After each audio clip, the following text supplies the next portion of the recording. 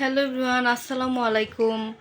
আজ দীর্ঘ ৩ বছর পরে নানা নানু আমাদের ঢাকার বাসায় চলে এসেছে।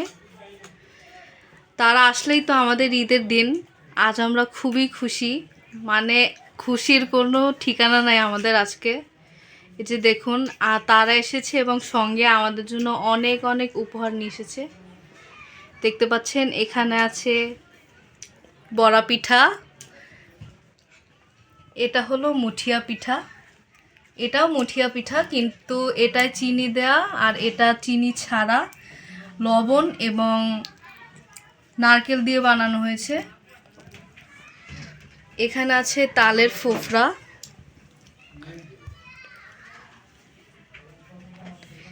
এই যে আপেল এবং পেয়ারা, পাস্তা যেটা আমাদের সবার খুবই পছন্দ। আসলে এখানে যা যা আইটেম আছে এগুলো সবই আমাদের খুবই পছন্দের। এখানে আছে হরেক রকমের আইটেম, দেখতে পাচ্ছেন। এটা হলো শাপলা এবং এগুলো হলো লতি। নানু অনেক কষ্ট করে আমাদের জন্য এই করে এনেছে, মানে পরিষ্কার করে এনেছে।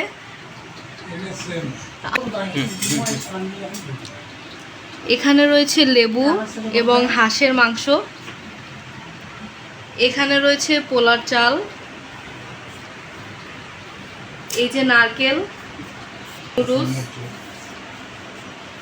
এবং এখানে আছে গরুর খাঁটি দুধ,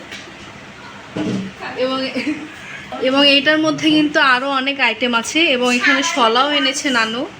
নানু আসার আগে আমরা বলে দিয়েছিলাম যে শলাও এনো, তো নিয়ে আসলো খামারের, নিজেদের খামারের। এবং এই যে নারকেল দেখতে পাচ্ছেন, এটাও কিন্তু আমাদের নিজেদের গাছের।